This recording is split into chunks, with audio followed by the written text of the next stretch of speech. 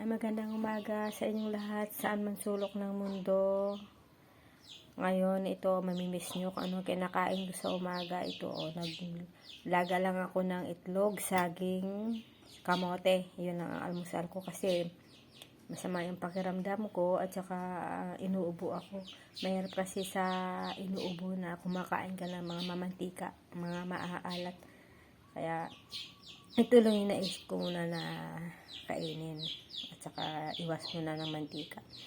Ngayon, bumili ako ng tinapa. Naisip ko kanina, akala ko ipiprito ko. Sabi ko, mamantika din. Ngayon, isama ko na lang yung sahog sa gulay. Gagawa ako ng gulay na bulang lang. Bulang lang na iba't ibang gulay halo ko. Yan. Hiniwa ko na sila lahat. Para sabay-sabay ko na sila ilalagay mamaya. Nilagyan ko ng kamote. Kumuha rin ako sa gilid ng bahay namin ng talbos ng ampalaya. Kasi masarap yan eh. Pagka maraming gulay, mas maraming sustansya ang makukuha natin doon. At saka, naglagay din ako ng repolyo. Ngayon, lagay ko na ito yung mga sahog. Iano ko lang, mimix ko lang ito. Dito ko lang siya ilagay. Mayroon ng tubig na kalagay dyan. Pwede na yan. Ilagay ko muna siya dyan at saka ko pakuluan. Pagkulo na, saka ko naman ilagay ang mga gulay na madaling maluto. Ito kasi yung maganda yung kinakain natin, yung healthy. Ilagay ko ng kamatis. Isabay ko na rin ito yung yung kamote kasi medyo lagain ito eh. Ayan yung kamote.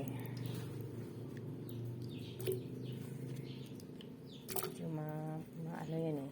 Yung gulay na yan mamaya, madali na lang yan kasi madali na lang maluto yan. Ilang kulo lang yan, okay na. Tapos, ilalagay ko na yung mga tinapa. Hayaan mo na kasi kahit na madurog man siya, at least yung lasa niya, magmimix dun sa sabaw. Kaya inilagay ko na siya.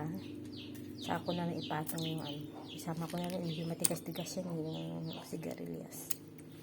Tapos, ang ilalagay ko lang dyan yung ito, bagong isda. Ito, bagong isda. Hindi na po ako ito naglalagay ng bitchin. Kasi sigurado ako meron na rin bitchin itong isda na to eh. Hindi kasi ako mahilig sa bitchin. Hindi ako mahilig sa mga malasa-lasang pagkain. Simple-simple yung pagkain kinakain ko. Ito lang nilalagay ko. Tansya ko naman ito kung gaano ka dami ang ilalagay ko eh. Yan. Eksakto na yan. Ayos na yung nun pagka lasa. Ayan, itong mga gulay na natira. Yan yung mga madaling maluto. Mamaya ko na sila talbog sa kalan. Ayun, dito na siya. Yan na. Pakuluan ko yan.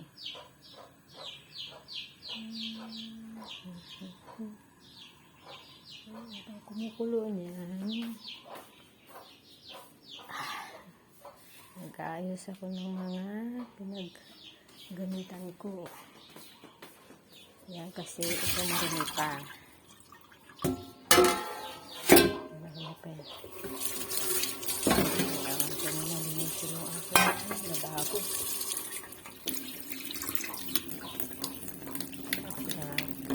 Kaya na pagkano ko ng kiss ko rin.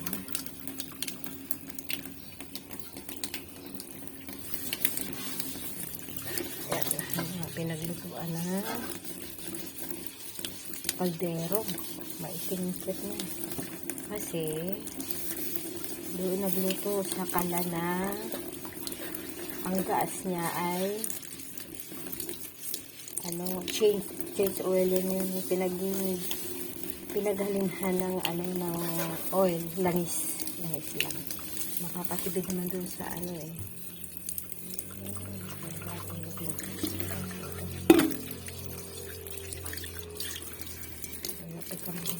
lababo.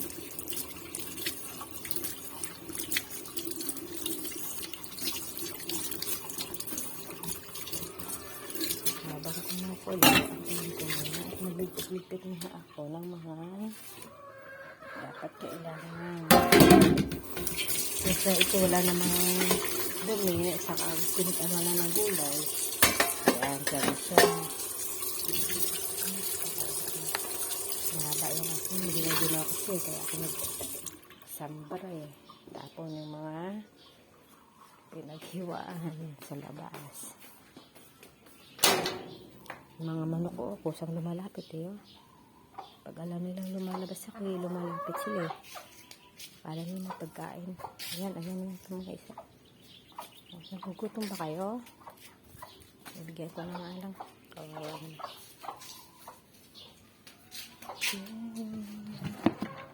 Ako dito sa ang pagkain ng bala. Ito, makulang din na bantay rin. Ang halika. Kur.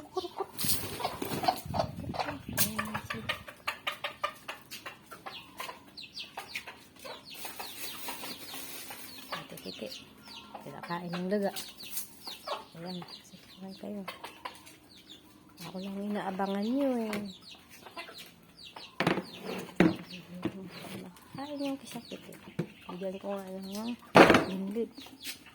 Kawawa naman siya. Hindi malunok. Ang laki. Ito. Ayan. Linglit. Makakain ka.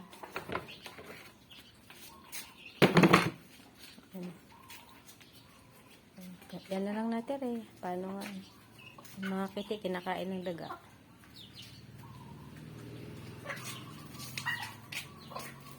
Balik ako sa loob.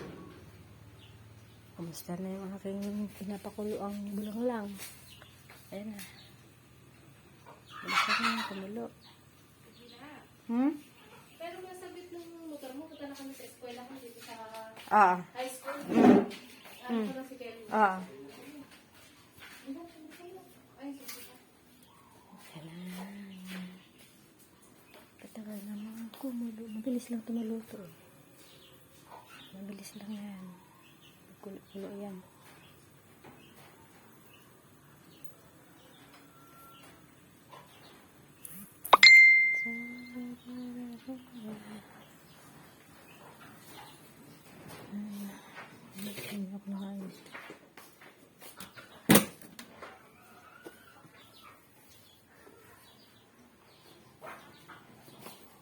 Pinagtatakpan ko kasi alikabok dito sa amin eh. Ito. Madali na lang ito talbog pagkakulo na siya.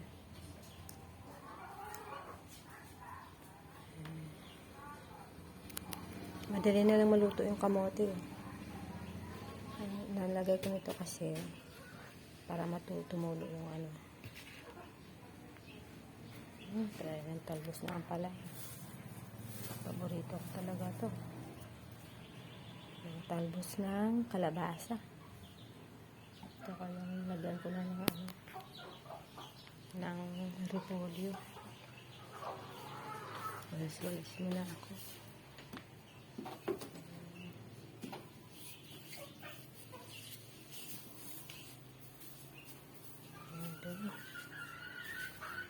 Luminang sahig. Kailangan talaga kasi yung bahay nililinis eh. Kahit wala nang nakatira. At makita ko makita mo alikabok na.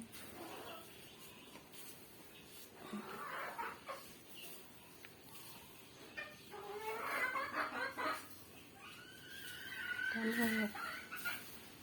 Ayun na nila ako.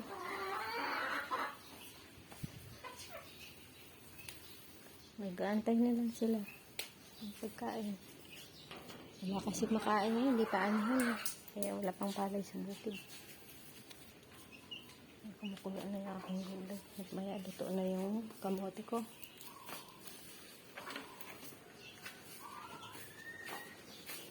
Wala siya, kulo na siya. I love it.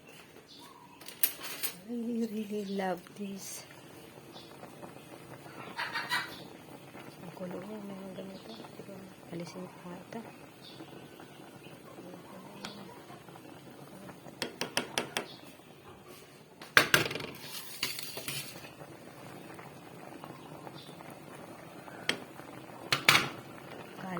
tinapay. Pero din sa baboy, pag naglaga kayo ng baboy, may ganitong lumalabas. Inaalis nyo yan.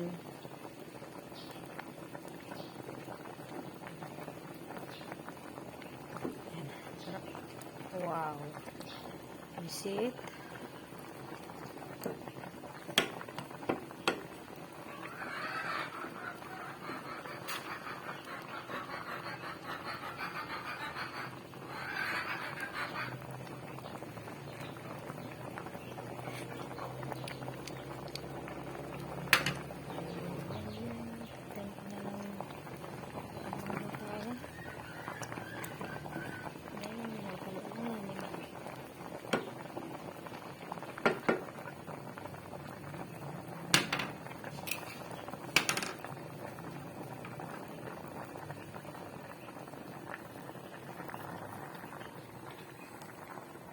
Ah, 5 minutes. Ano pa? 1 minute. Maluluto na yun. Uunahin ko yung repolyo.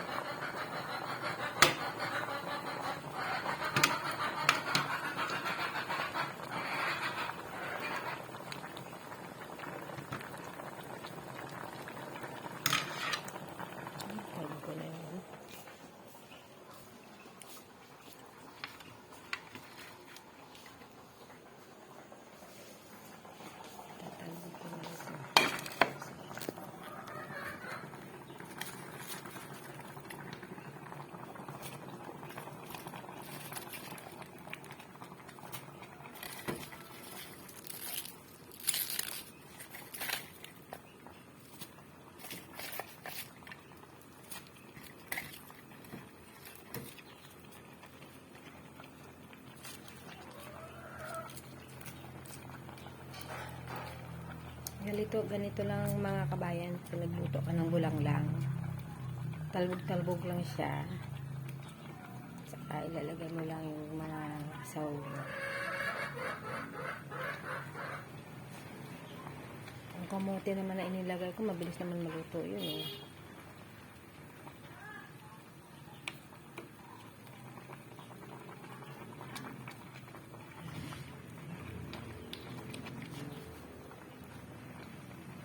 Mga 1 minute pa.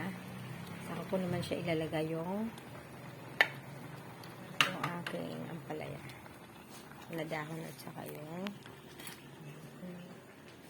bandawan ko lang ito at malinis na ito para walang maraming tambakin.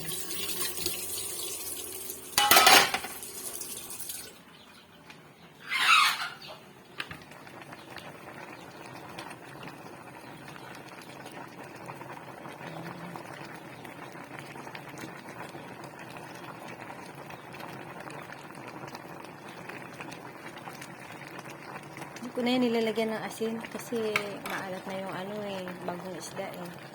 Tama na yung timpala na inilagay ko doon. Ayun naman. Ito naman ang isusunod ko. Hindi ko to haluin kasi papait siya eh. Pagka hinalo ko yung okay na yun sa kanya. Ilagay ko ito yung talbos ng kalabasa. Mas masarap kasi kapag maraming dahon-dahon. Marami tayong vitamins na makukuha doon.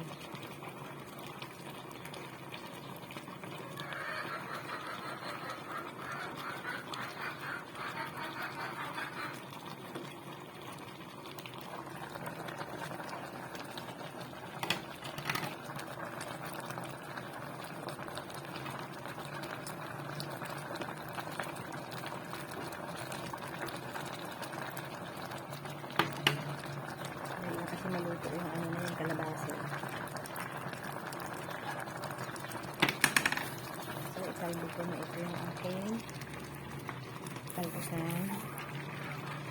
Palaya.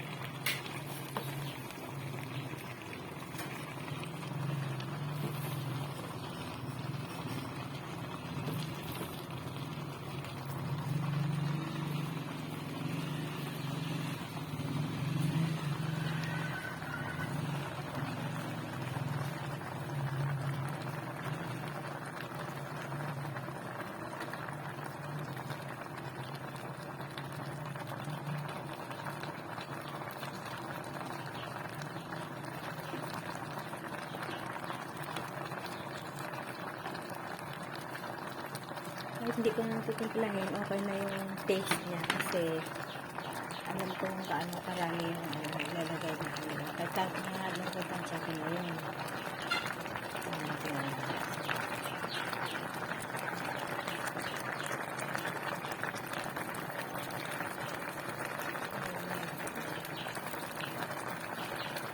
Kasi yan, kahit talbog mo lang yun, okay na yung talbog sa akin.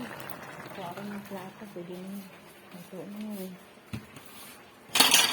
Kasi pwedeng, hindi naman kasi pwedeng ang gulay na ano so overcook. So, off ko na yung kalan ko. Okay na siya. Well done. Yeah. Ayan.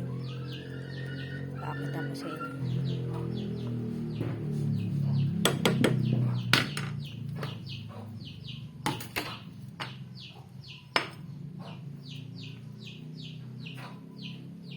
Kukuha ako ng isang tinapa sa ibaba. Saan na kaya yung tinapa ko? Nadurog ka na ba? Ayun, nakita ko na siya. Wow. Kasi, usok-usok to. Dali, ah. Yan. Ayan na siya. Sarap yung kahirap na yan. Ayan po. Ayan na. Ayan. Thank you.